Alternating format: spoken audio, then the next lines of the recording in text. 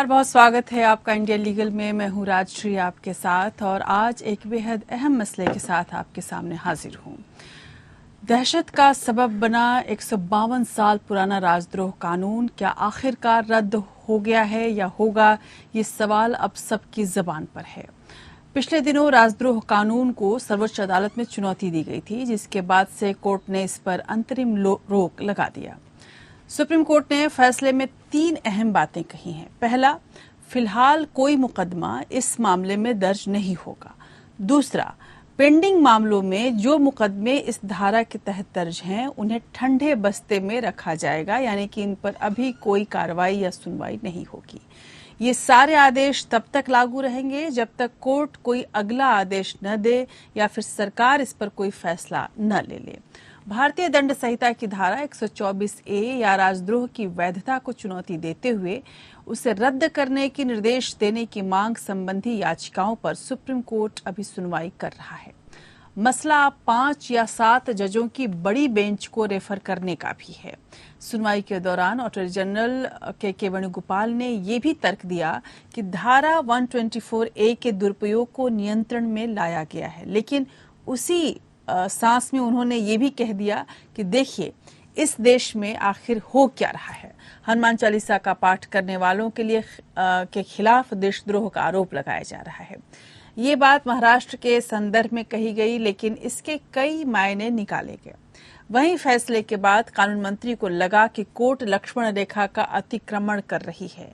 बहरहाल राजद्रोह कानून को लेकर लगातार सवाल उठते रहे हैं। हाल के बरसों की यदि हम देखें आंकड़ों को और उसको जांचने की कोशिश करें तो ये साफ तौर पर दिखता है कि मनमाने तरीके से लोगों के लिखने, बोलने और सोशल मीडिया पर पोस्ट करने पर राजद्रोह जैसी धारा लगाई गई है। हालांकि सुप्रीम कोर्ट इस पर चिंता जाहिर कर चुका है, लेकिन इसके बाद भी ये अभी तक जारी है।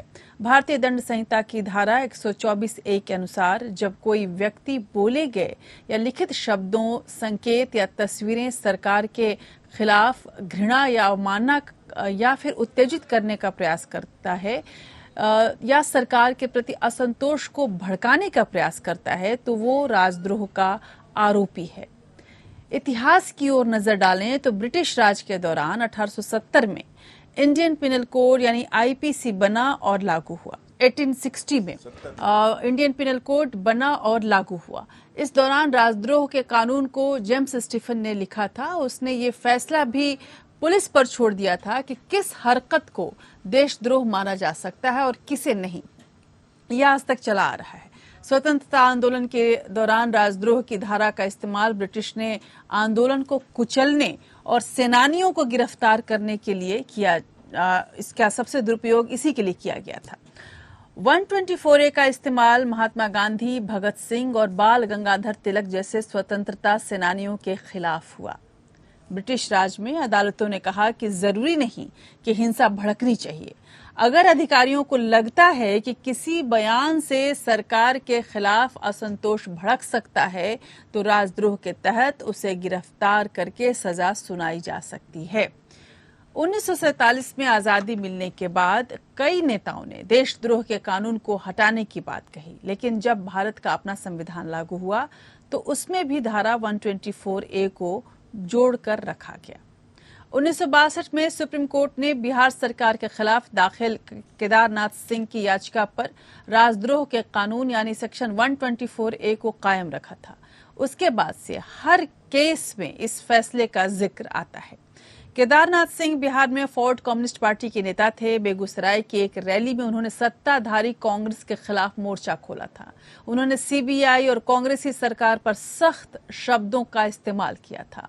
केदारनाथ सिंह पर भाषण देने पर राज्य सरकार ने राजद्रोह का केस दर्ज किया। इस मामले में सुप्रीम कोर्ट ने कहा कि सरकार की आलोचना कर देने भर से राजद्रोह का मुकदमा नहीं बनता। इस मामले में तभी दंडित किया जा सकता है जब उससे कोई हिंसा भड़के। सरकार की आलोचना, प्रशासन पर टिप्पणी करना, ये देशद्रोह का मुकदमा नहीं हो सकता। सुप्रीम कोर्ट के इस आदेश को आज भी धारा 124A से जुड़े मामलों के लिए मिसाल के तौर पर लिया जाता है। 1974 में यदि हम बात करें तो 1974 में इंदिरा गांधी सरकार में इस कानून से जुड़ा बड़ा बदलाव हुआ। इंदिरा गांधी की सरकार में देशद्रोह को संज्ञेय अपराध बनाया गया, यानी इस कानून के तहत पुलिस को किसी को भी बिना वारंट के पकड़ने का अधिकार मिल गया। आज राजद्रोह एक गैर जमानती अपराध है। इसमें सजा 3 साल से लेकर आजीवन कारावास तक का है और जुर्माना भी है। पुलिस प्रशासन किस कोताही से राजद्रोह के कानून का इस्तेमाल करती है, ये केंद्र सरकार की एजेंसी एनसीआरबी के आंकड़े से साफ हो जाता है। 2016 से 2020 के बीच 5 सालों में देशद्रोह के 322 मामले दर्ज हुए। इनमें 422 लोगों को गिरफ्तार किया गया, लेकिन इसी दौरान सिर्फ 12 लोगों पर ही देशद्रोह का आरोप साबित हो सका और उन्हें सजा मिल सकी। आप इन आंकड़ों का फर्क देख सकते हैं। जुलाई 2019 में राज्यसभा में एक प्रश्न के जवाब में गृह मंत्रालय ने कहा कि देशद्रोह के अपराध से निपटने वाले आईपीसी के तहत प्रावधान को खत्म करने का कोई प्रस्ताव नहीं है। सरकार ने यह भी स्पष्ट किया कि राष्ट्र विरोधी, अलगाववादी और आतंकवादी तत्वों का प्रभावी ढंग से मुकाबला करने के लिए प्रावधान को बनाए रखने की जरूरत है। आज दुनिया को राजद्रोह से जुड़े कानून देने वाले यूनाइटेड किंगडम में ये 2009 में खत्म हो गया। इन्हीं ब्रिटिशर्स ने भारत में ये कानून दिया था। इसी तरह ज्यादातर देश या तो इसे खत्म कर चुके हैं या दुरुपयोग रोकने के लिए शब्दों में बदलाव कर चुके हैं। बहरहाल भारत में अभी तक ये मौजूद है। अब मामला सर्वोच्च अदालत में है और वहीं से राजद्रोह पर सुप्रीम आदेश आएगा, इसकी उम्मीद भी बन गई है। फिलहाल सभी पक्षों ने अपने स्टैंड को साफ कर दिया है। एक वरिष्ठ पैनल से आज हम राजद्रोह से जुड़े तमाम पहलुओं पर चर्चा करने वाले हैं, इसीलिए लेकिन आगे बढ़ने से पहले आपको एक रिपोर्ट जरूर दिखाना चाहूंगी और इस रिपोर्ट के संदर्भ से हम ये समझने की कोशिश करेंगे कि ये पूरा मसला किस ओर बढ़ चुका है और अब भविष्य में हम क्या कुछ इसमें परिवर्तन देख सकते हैं। देखिए रिपोर्ट।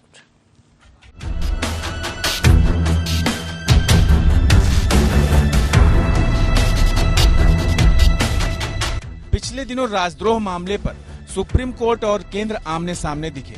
सुप्रीम कोर्ट ने देशद्रोह कानून की सभी कार्यवाहियों पर रोक लगा दी। इसके बाद केंद्रीय कानून मंत्री किरण रिजिजू ने लक्ष्मण रेखा का जिक्र किया और कहा कि अदालत को सरकार और विधानमंडल का सम्मान करना चाहिए। ये लक्ष्मण रेखा किसी को भी पार नहीं करनी चाहिए।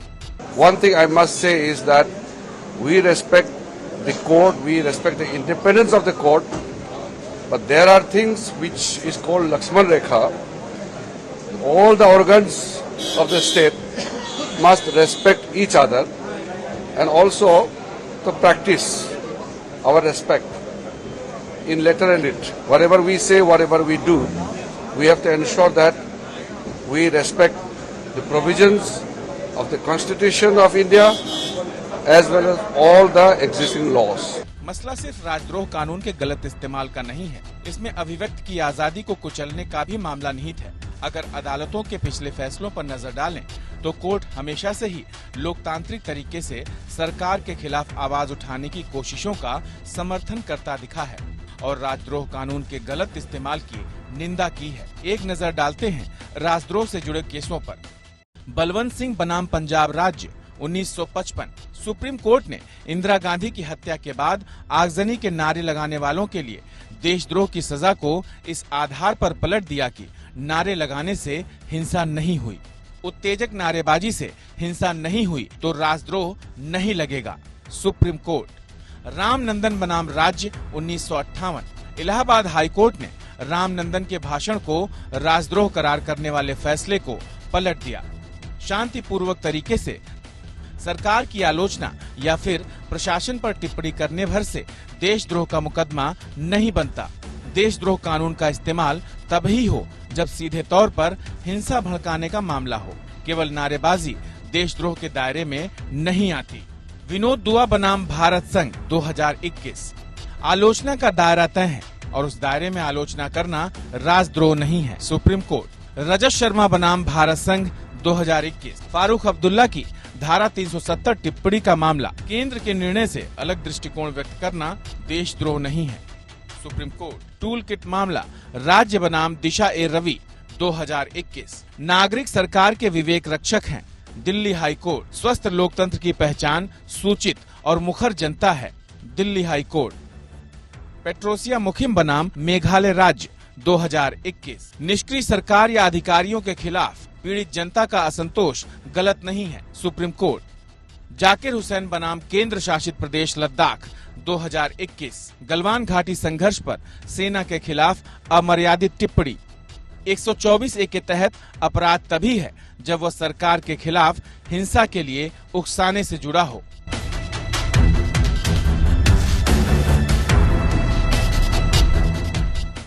तो ये कुछ उदाहरण हमने देखे और इस रिपोर्ट में अब हमारे साथ हमारा वरिष्ठ पैनल जुड़ा हुआ है, उससे बात करते हैं और इस पूरे मामले को और गहराई से समझने की और इसके भविष्य को किस तरह से हम देख सकते हैं ये जानने की कोशिश करते हैं। हमारे साथ जस्टिस M.K. शर्मा जुड़े हुए हैं, पूर्व जज सुप्रीम कोर्ट के। हमारे साथ जन कल्याण दास, वरिष्ठ अधिवक्ता सुप्रीम कोर्ट के जुड़े हुए हैं। हमारे साथ ज्योतिका कालरा जी जुड़ी हैं, पूर्व सदस्य NHRC।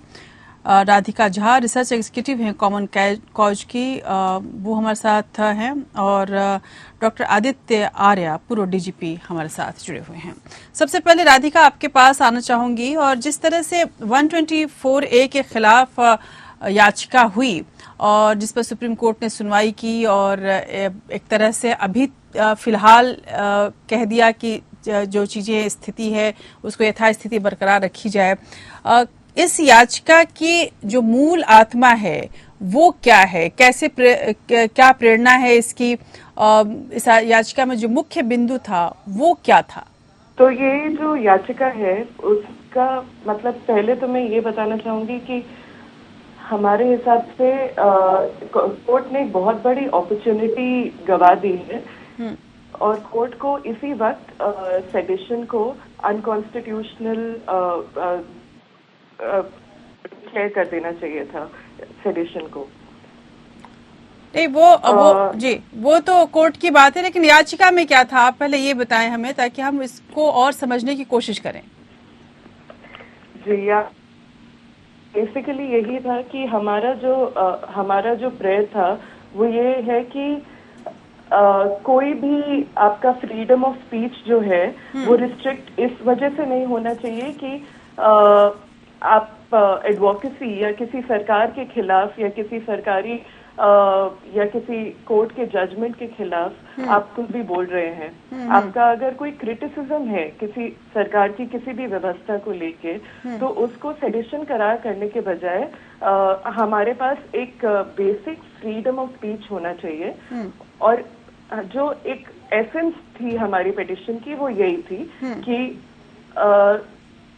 हम जैसे देखते आ रहे हैं कि सेडिशन में किस तरह के केसेस फाइल होते हैं, जो मान लीजिए कि स्टूडेंट्स हो या अगर कोई कार्टूनिस्ट हो या कोई आर्टिस्ट हो, जो लोग दलित राइट्स के लिए लड़ रहे हैं या कोई मुस्लिम हो जिसने अगर कभी पाकिस्तान जिंदाबाद बोल दिया हो। जी। तो ये सारी चीजें सेडिशन कैसे बन जाती हैं, ये बहुत बड़ा प्रॉब्लम है और ये एक बहुत बड़ा लूपहोल है हमारे एग्जिस्टिंग लीगल फ्रेमवर्क में। जी बिल्कुल। Justice M.K. शर्मा, जिस तरह से ये कहा जा रहा है कि अभिव्यक्ति की स्वतंत्रता की रक्षा ज्यादा जरूरी है और हर एक बात पे हम सेडिशन के चार्जेस नहीं लगा सकते, जब सुप्रीम कोर्ट ने ये एक ऐतिहासिक फैसला देते हुए देशद्रोह कानून की समीक्षा पूरी होने तक तमाम मामलों पर रोक लगाई है, अदालत ने केंद्र और राज्यों में 124A के तहत FIR दर्ज होने तक मना कर दिया, तो हम एक नई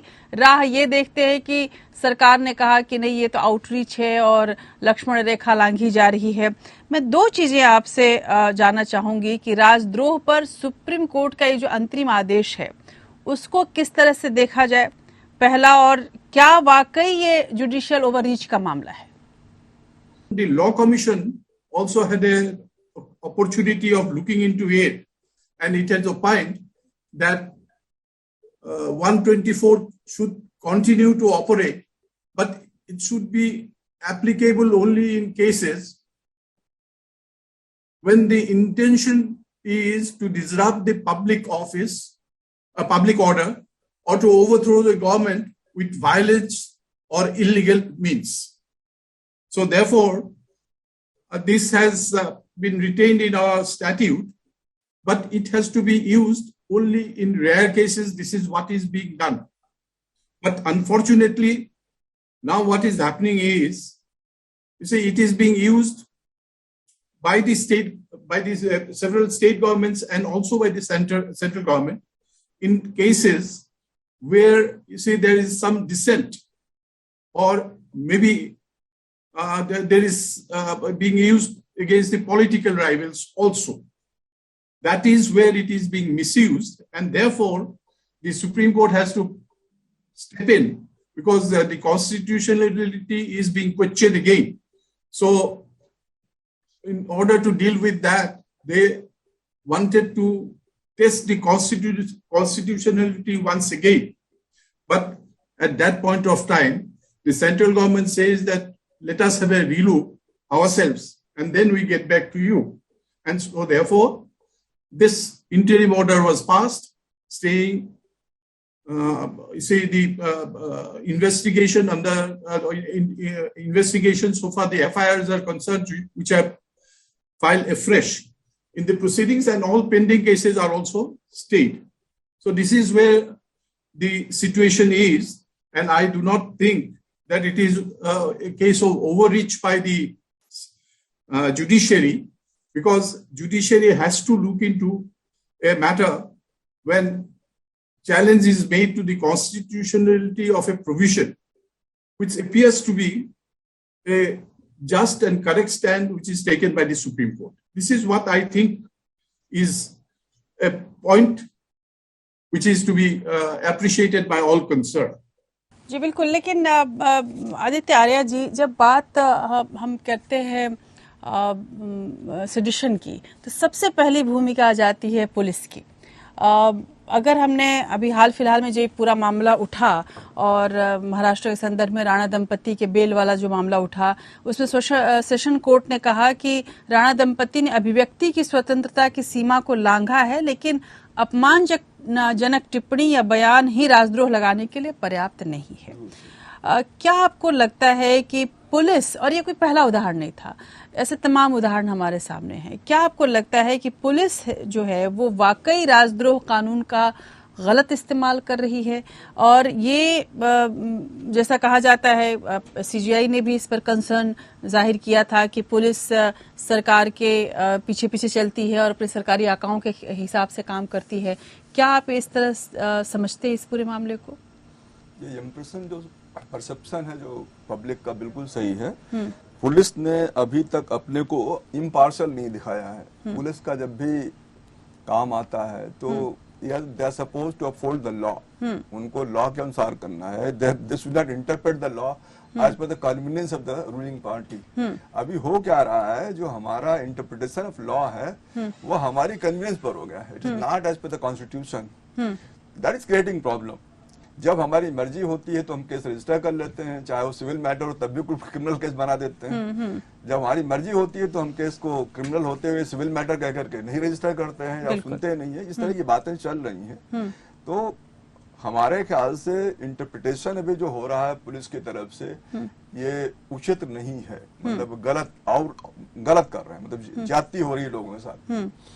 अब जैसे आपने अभी हनुमान चालीसा रिसाइटेशन की बात की है राणा दंपति के बारे में, यहाँ पर तो राजद्रोह का कोई मतलब आता ही नहीं है कि कोई कहीं पर कोई पाठ कर रहा है। हाँ, yes, he may be doing at wrong place, जहाँ उसे नहीं करना चाहिए वो अलग चीज हो गई, but it doesn't amount to sedition. राजद्रोह नहीं हो सकता है।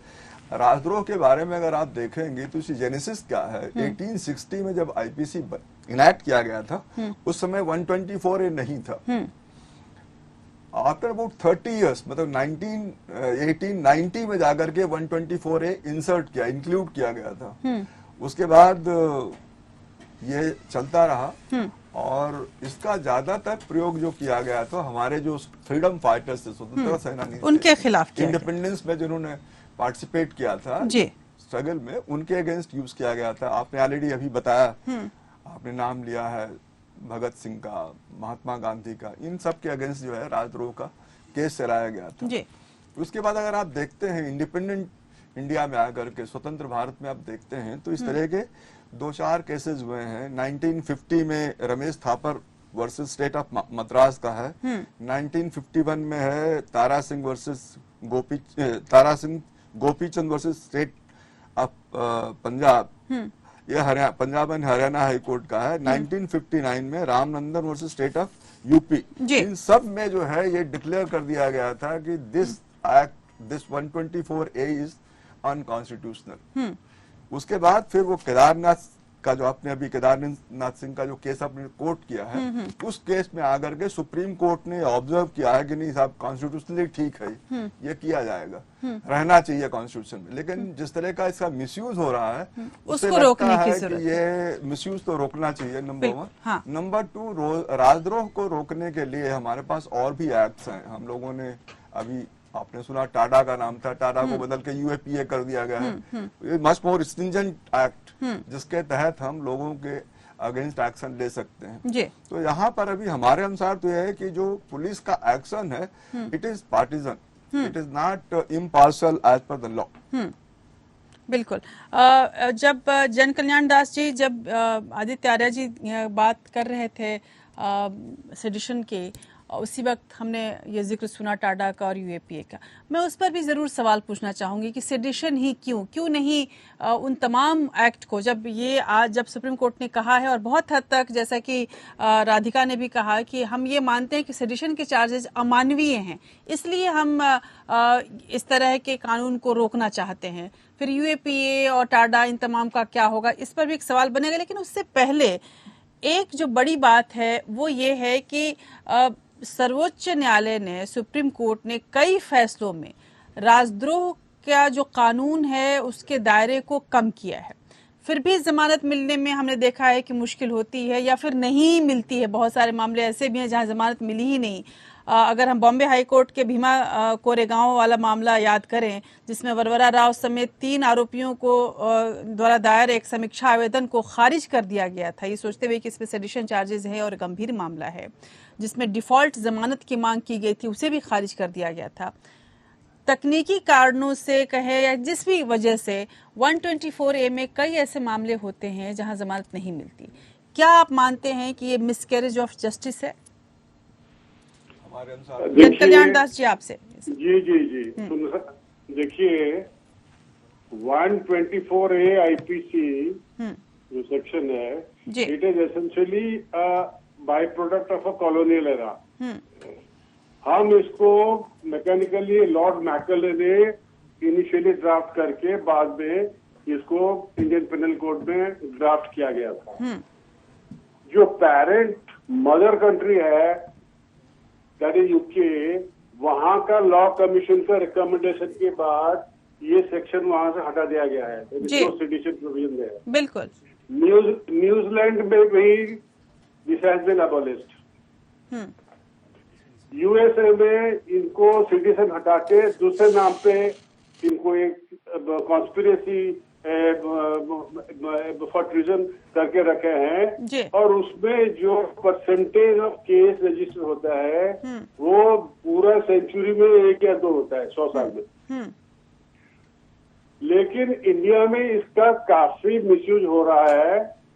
तो नंबर 1 इसमें क्या है कि देखने की सोचने की बात यह है कि like deformation 124A IPC also has got 3 explanations. 124 IPC जो है उसमें 3 लिम्ब है। एक तो punishable up to life, punishable up to 3 years और punishable up to only fine only. तो जो केस रजिस्टर करते हैं इन्वेस्टिगेटिंग एजेंसी, इनको इनिशियल पॉइंट पे इसे देखना चाहिए कि ये क्या कौन से लेवल का केस है। ये बिना माइंड अप्लाई किए हुए ये 124A लगा देते हैं, जबकि ये वो इंग्रेडिएंट सेटिस्फाई नहीं करता ऑफेंस का। उसके बाद क्योंकि लाइफ सेंटेंस इसमें प्रोवाइडेड है मैक्सिमम, कोर्ट जो है थोड़ा रिलेक्टेंट होते हैं इसमें जमानत देने के लिए। तो मेरा ये कहना, और सुप्रीम कोर्ट थ्रू आउट शुरू से ही लास्ट में गदाधर सिंह केस में काफी सारे गाइडलाइंस दे रखे हैं किस किस केस में ये रजिस्टर होना चाहिए, किस किस फैक्ट सिचुएशन में, और मैकेनिकल रजिस्टर नहीं होना चाहिए। ये सब होने के बावजूद भी ये चल रहे हैं। ये मैं बताना चाहूंगा कि केदारनाथ सिंह बरी हुए थे 124 एलिगेशन से, चार्जेस से। बिल्कुल जी। तो ये सारे केसेस सुप्रीम कोर्ट का वाटर डाउन करने के बाद, गाइडलाइंस देने के बाद भी जो है इसका मिसयूज हो रहा है। इसीलिए हमारे लॉ कमीशन अभी तक खाली स्टडी रिपोर्ट बनाए हैं, कोई कॉन्क्रीट रिकमेंडेशन गवर्नमेंट को नहीं दिया है टू अबॉलिश इट। जी बिल्कुल। और तो जी एक लॉ का, एक कानून का जो है एक्सपेरिमेंट तब किया जाता है इसका एफिकेसी का, कि whether it should continue on the statute book और इट शुड बी रिपील्ड। ये है कि कितना परसेंटेज इसमें सक्सेस मिलता है जी। और तो 1% से भी कम इसमें सक्सेस है जी। आपको 400 कुछ आप कर रहे हैं और अब कन्विक्शन सिर्फ 4 या 5 हो रहा है। 12 लोगों को मिल रही है जी। 12 लोगों को आप कन्विक्शन कर रहे हैं। कितना पब्लिक जी बिल्कुल। और public money, it is against public policy to waste so much of court time. बिल्कुल ज्योतिका कालरा जी, इसीलिए मैं ह्यूमन राइट्स कमीशन के की एक तरह से प्रवक्ता भी हैं और पूर्व सदस्य हैं ज्योतिका कालरा जी। ज्योतिका कालरा जी, आपसे जरूर ये जानना चाहूंगी कि जब हम ये देखते हैं, जब एनसीआरबी के आंकड़ों की जब हमने बात की, अभी जन कल्याण दास ने भी इसी बात को उठाया कि 2016 से 20 मतलब 4 सालों के अंदर हमने देखा कि 300-400 मामले दर्ज हो रहे हैं और 422 लोगों को गिरफ्तार किया गया और 12 लोगों पर केवल देशद्रोह का आरोप साबित हुआ और उन्हें सजा दी गई। अब अगर हम और अगर हम वृद्धि की बात करें उसके बाद से, तो लगभग 2016 से 19 तक में 160% बढ़ोतरी हो गई राजद्रोह के मामले दर्ज करने में। अब अगर हम एनएचआरसी की परिकल्पना की बात करें, ह्यूमन राइट्स के संरक्षण की बात करें, आखिर ऐसे हालात में एनएचआरसी अपनी भूमिका कहाँ देखता है? और जिस तरह से ये एक मानवाधिकार के संरक्षण के लिए इसे बनाया गया था और ये बड़ा मसला है मानवाधिकार से जुड़ा हुआ, क्या राजद्रोह के मामले में भी ये जो आयोग है वो सक्रिय है और किसी और तरह की कोई कार्रवाई कर रहा है इसमें? इसमें मैं 2 पॉइंट रखना चाहूंगी कि आयोग की भूमिका, क्योंकि फ्रीडम ऑफ स्पीच जो है, लिबर्टी भी अपने आप में एक मानवाधिकार है। जहाँ मानवाधिकार की परिभाषा आती है तो अपने आप में मानवाधिकार जी, परंतु क्योंकि कानून है, सेडिशन एक लॉ है, तो जहाँ तक वो कानून है तो फिर मानवाधिकार उसके बियॉन्ड जाके कुछ नहीं कर सकता।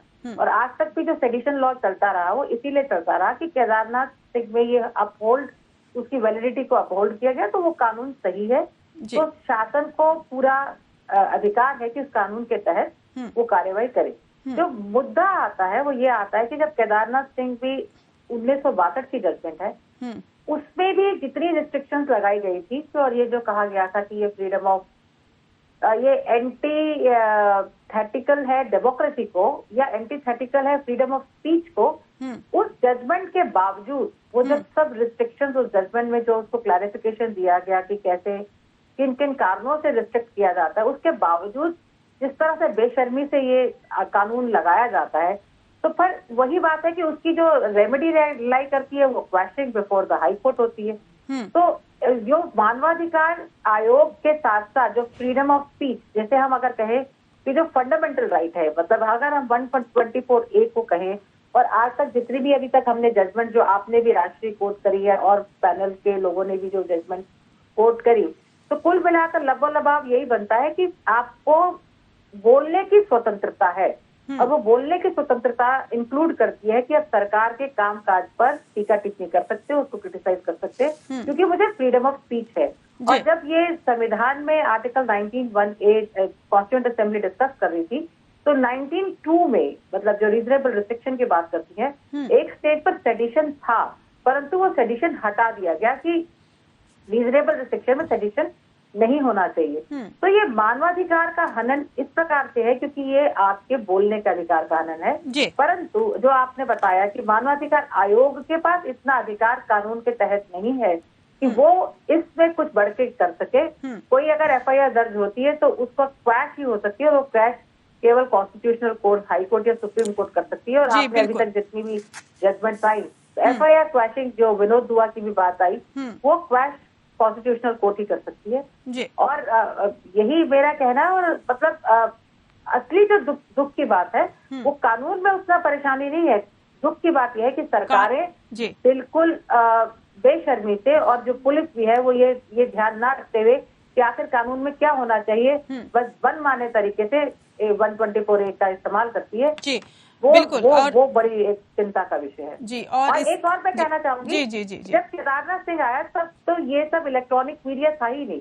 मतलब आज से मतलब 50 साल पहले की बात है, तो आज तो दुनिया ही बदल गई है। तो आज तो आपने एक का बटन दबा दिया, अब फॉरवर्ड कर दिया और उसके ऊपर 124A लग रहा है, तो ये तो बिल्कुल अलग नजारा है। मतलब इसको तो आज केदारनाथ सिंह को भी आज कहें कि आज हम कोर्ट कर सके तो फ्रीडम ऑफ स्पीच के बारे में नहीं, क्योंकि दुनिया बदल चुकी है। फ्रीडम ऑफ स्पीच और एक्सप्रेशन का बोर्ड बदल चुके हैं जी। बिल्कुल। और जी, जस्टिस MK शर्मा इस पर टिप्पणी करना चाह रहे थे।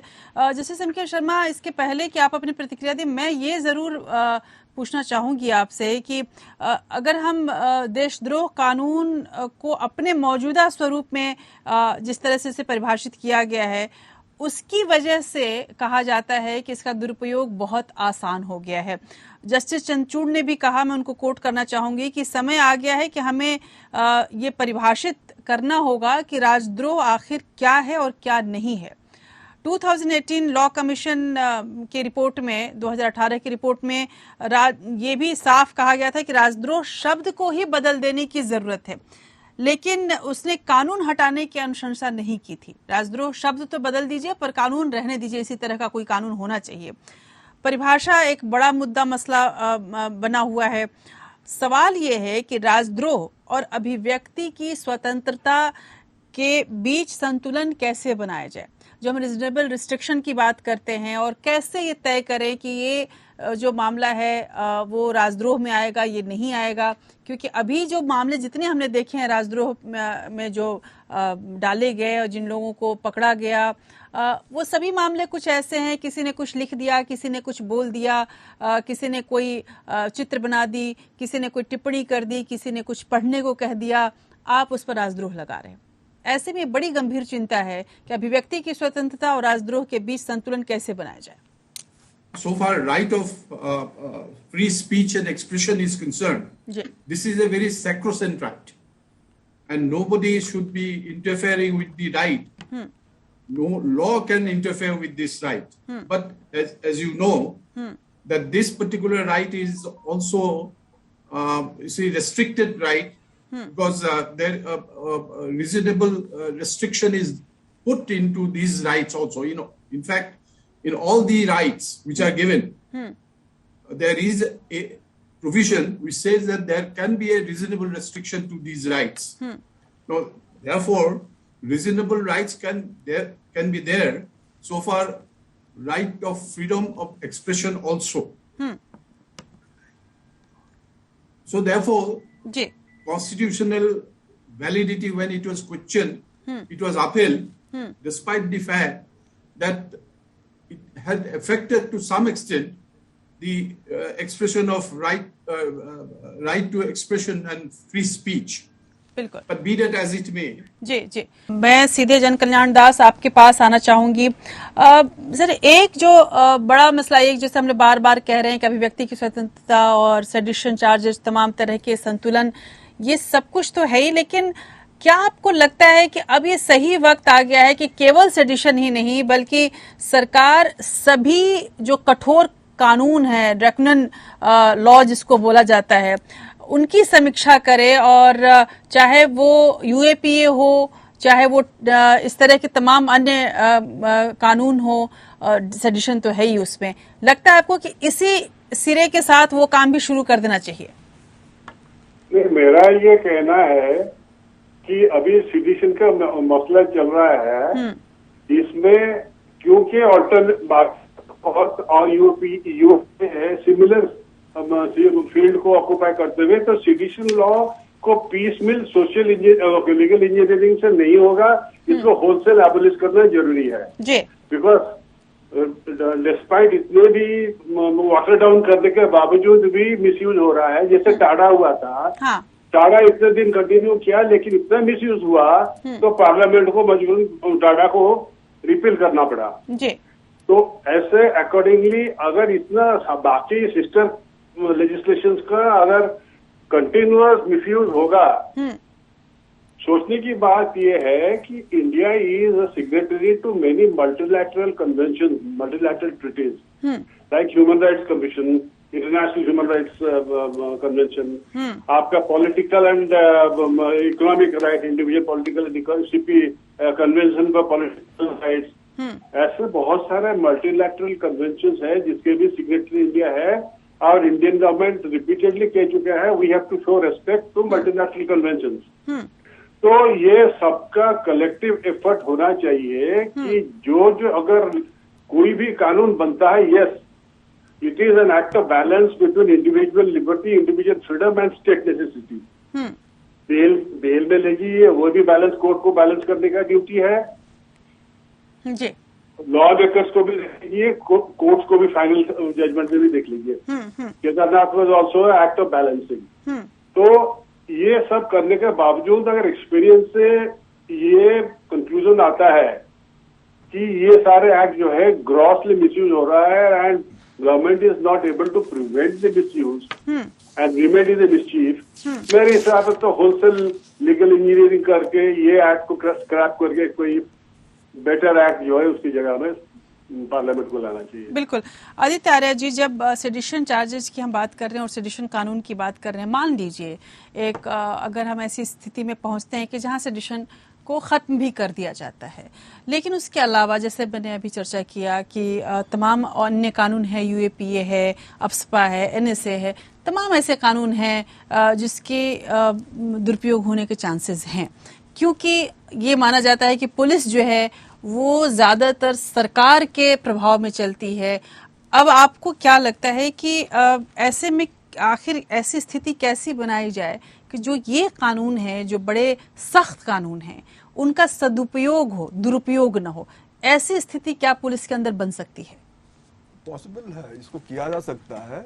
हमें सबसे पहले है कि लिमिट्स, जो दायरा है, फिक्स करना है कि ये क्या चीज इसके अंदर आता है, किस चीज इंटरप्रेट। अभी क्या हो रहा है, इंटरप्रिटेशन हर आदमी पे डिपेंड कर रहा है। मुंडे मतलब बनना, हर आदमी अपने हिसाब से उसको इंटरप्रेट कर रहा है। तो if we are able to confine the definition of sedition in a particular way कि इसके आगे दाएं बाएं नहीं हो सकता। जैसे कोर्ट ने क्या किया है, कॉन्स्टिट्यूशनल जब केदारनाथ सिंह वाले केस में क्या किया, सुप्रीम कोर्ट सेड दैट कि पब्लिक डिसऑर्डर, पब्लिक डिसऑर्डर को डिफाइन कर दिया। अब अभी क्या हो रहा है, वो पब्लिक डिसऑर्डर को पुलिस कैसे इंटरप्रेट करती है ये उस पर डिपेंड कर रहा है। अब चालीसा कोई हनुमान चालीसा कहीं पर अगर रिसाइट कर रहा है तो उसको लगता है इससे ये भी पब्लिक डिसऑर्डर हो गया, तो दैट इज क्रिएटिंग प्रॉब्लम। तो प्रॉब्लम ये है कि हमारा जो इंटरप्रिटेशन है वो ऐसा कर दिया है, स्टेट जैकेट हो जाए कि इसके दाएं बाएं आप सोच नहीं सकते हो, जस्ट ब्लाइंड स्टेट, आपको यही सोचना है, इसका इंटरप्रिटेशन और कुछ नहीं हो सकता।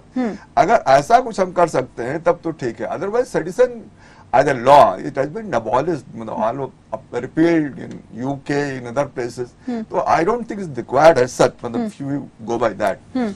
जहां तक और कानून की बात है, यूएपीए की, एनएसए की, किसी और की है, ये डिपेंड्स ऑन द सिचुएशन, हम कहाँ पर उसको कर रहे हैं, कहाँ पर उसको अप्लाई कर रहे हैं। अब ये टेररिज्म हो रहा है, कोई आदमी हमारे देश के अगेंस्ट जो है वो he is waging war, weather he is an Indian और आउटसाइडर डजंट मैटर। अब हमारे ख्याल से हमें अपनी देश की इंटीग्रिटी और सिक्योरिटी को लेकर के हमारे पास ऐसा कानून तो होना चाहिए जिससे हम उनको डील कर सकें।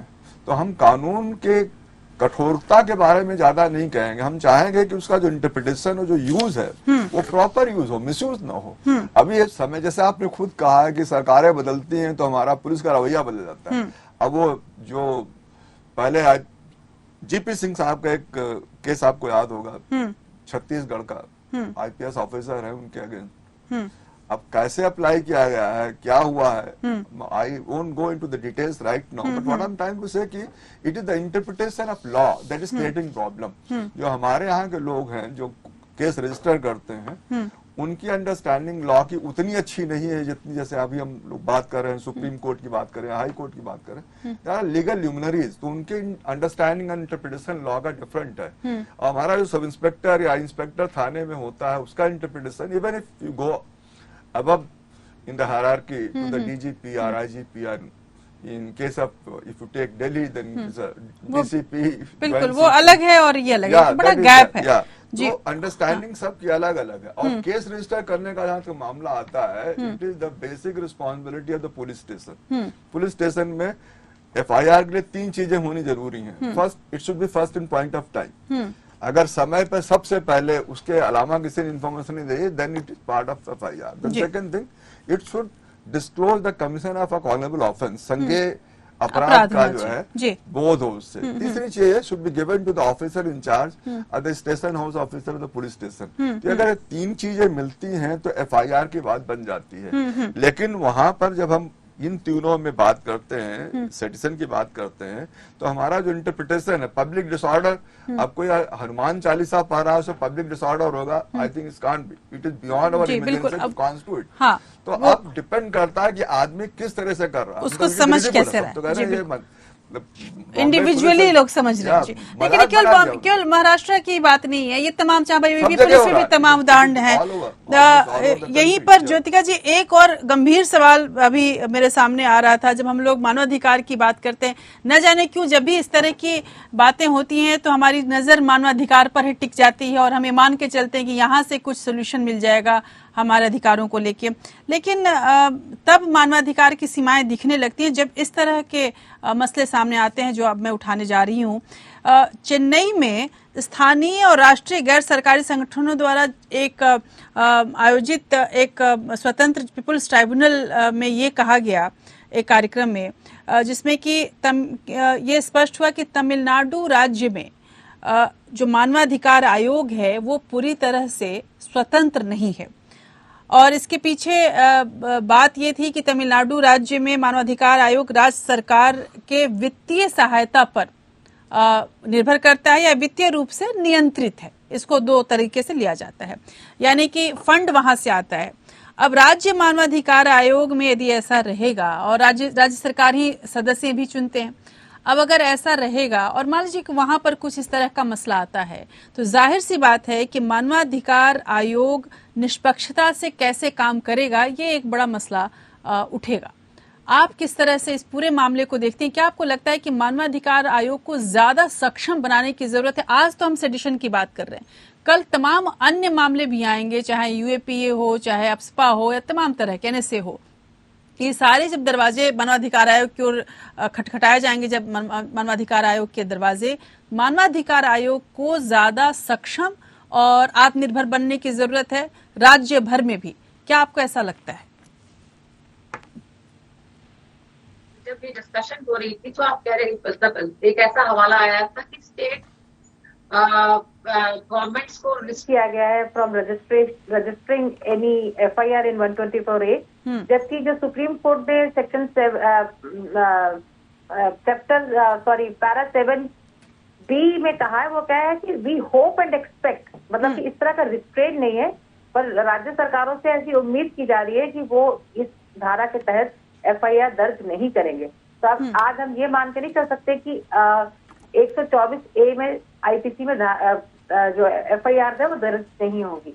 हैविंग सेड दैट, जो आपने पॉइंट तमिलनाडु का उठाया, तो वो सिर्फ राज्य मानवाधिकार आयोगों पर भी नहीं, राष्ट्रीय मानवाधिकार आयोग पर भी लागू होता है, कि क्योंकि सारी के सारे जो आयोग हैं, मानवाधिकार आयोग, चाहे राज्य के हैं चाहे केंद्र में जो राष्ट्रीय मानवाधिकार आयोग है, सबकी फंडिंग सरकार करती है, तो इसमें तो कोई दो राय नहीं है। अब वो है ऑटोनमस है, पर कंट्रोलिंग अथॉरिटी तो हमेशा गवर्नमेंट रहती है। सारी फंडिंग, जो सिस्टम चलता है वो सरकार के पैसों से चलता है। जो आपकी नियुक्तियां होती है वो सरकार की होती है। अगर आप कॉन्स्टिट्यूशन भी देखिए, for the appointment of a member national human rights commission, उसमें एक विपक्ष का, लोकसभा का लीडर और राज्यसभा से भी विपक्ष का लीडर, उन 2 को छोड़ दे तो बाकी तो 6 लोग सत्ता से ही हैं।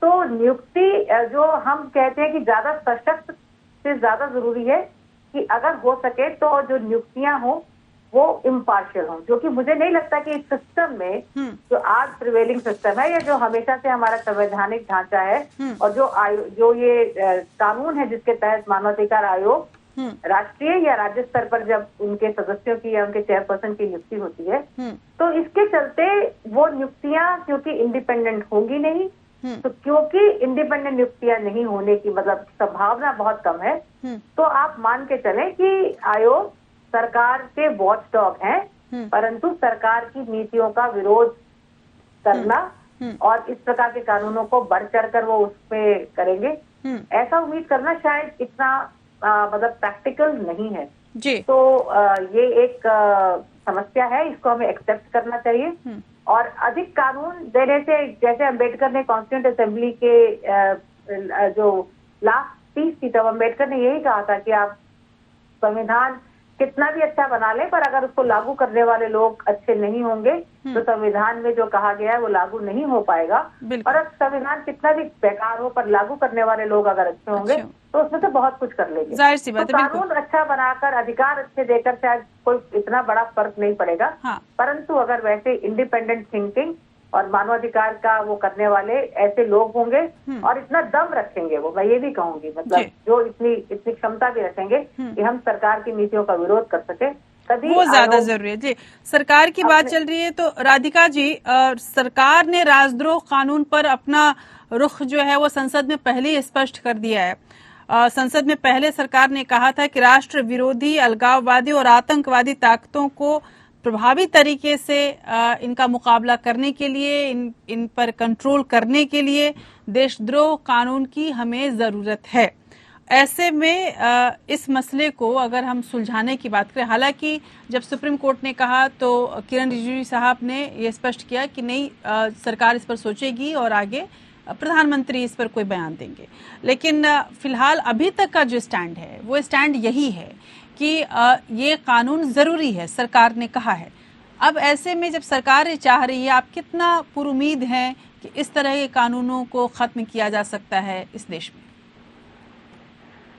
देखते हैं कि सरकार का जो स्टैंड उन्होंने बदल के जो बोला कि हम इस पे विचार करेंगे, वो हालांकि वो एक बहुत ही वेलकम स्टेप है। चाहे भले मेरा मानना ये है कि ये मामला कोर्ट के लिए आराम से सुलझ सकता था, कोर्ट ही इस पे जजमेंट दे सकती थी जिसमें जिस डायरेक्टिव को सरकार को पड़ता। लेकिन खैर अभी भी अगर सरकार भी ये इनिशिएटिव लेती है कि इस लॉ को हटाए आगे या बाकी लॉज को भी रिव्यू करे, तो वो एक पॉजिटिव स्टेप ही मानूंगी मैं।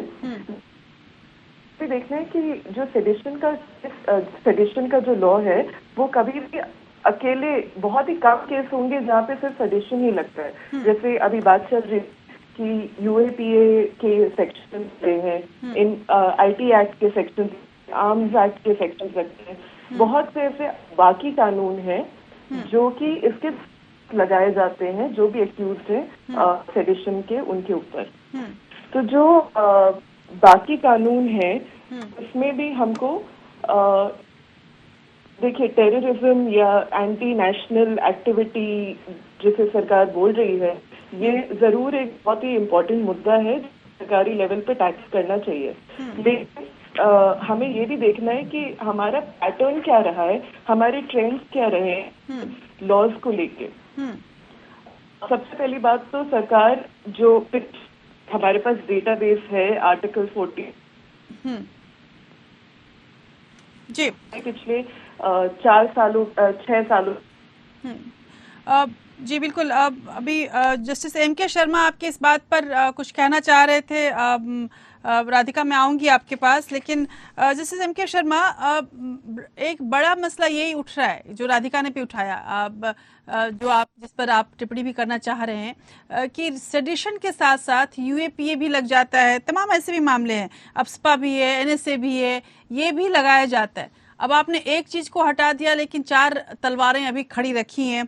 क्या आपको लगता है कि राजद्रोह कानून की संवैधानिकता पर जो सवाल उठ रहे हैं वो इस संदर्भ में भी उठेंगे, और जब बात ये हो रही है तो इस तरह के कानून जो कि मौलिक अधिकारों पर रोक लगाते हैं, आघात करते हैं, उन सब पर सोचने की जरूरत है। See, so far law is concerned, it is never static. It moves on with the passage of time, with the change of perception amongst the people. Now, right of speech, free speech and expression has become a very sacrosanct right. And you see, we are moving with the society, we are moving with the time, and therefore these provisions which are found to be draconian, there are voice raised against those draconian laws, very strict laws. Draconian means I am meaning thereby that very strict laws, very serious type of laws. Now, similarly, you see, there are other laws also who are said to be very draconian, like, for example, Unlawful Activities Prevention Act, very, very harsh and strict law, MOCOCA. And there is also that, you know about that, Armed Forces Special Powers Act, which is enforceable in Jammu and Kashmir and the northeastern region, because there are cases of, cases of some sort of against the government. So therefore, to deal with these cases, strict laws are made. But the government should see to it that this is not being is not misused by the police, not misused by any other authority, so that these are actually invoked when there are strict violation, and when there is there could be effect on the integrity or sovereignty of the country.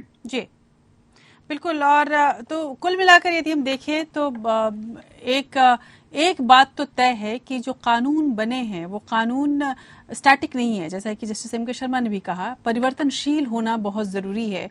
आज के हालात ये कहते हैं कि पूरे विश्व में जिस तरह से राजद्रोह के कानून को खत्म लगभग कर दिया गया है, हमारे लिए भी सबसे ज्यादा उचित यही है। और इसके अलावा जो तमाम बाकी कड़े कानून हैं उनको उन कानूनों की परिभाषा कैसे दी जाए, ये जरूरी है कि उन कानूनों को उसी परिप्रेक्ष्य में परिभाषित किया जाए जिसके लिए वो जाना गया, जिसके लिए वो बनाया गया।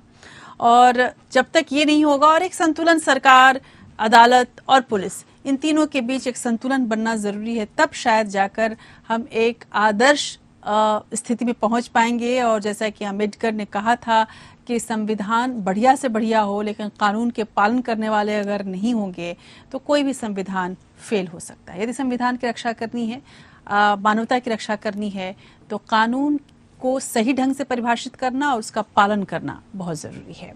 आज इंडिया लीगल में इतना ही। आप सबों का बहुत बहुत शुक्रिया मेरे साथ इस बहस में हिस्सा लेने के लिए। अगले हफ्ते आपके सामने फिर मैं आऊंगी एक नई बहस के साथ, लेकिन आज मुझे इजाजत दीजिए और आप जुड़े रहिए हमारे साथ। नमस्कार।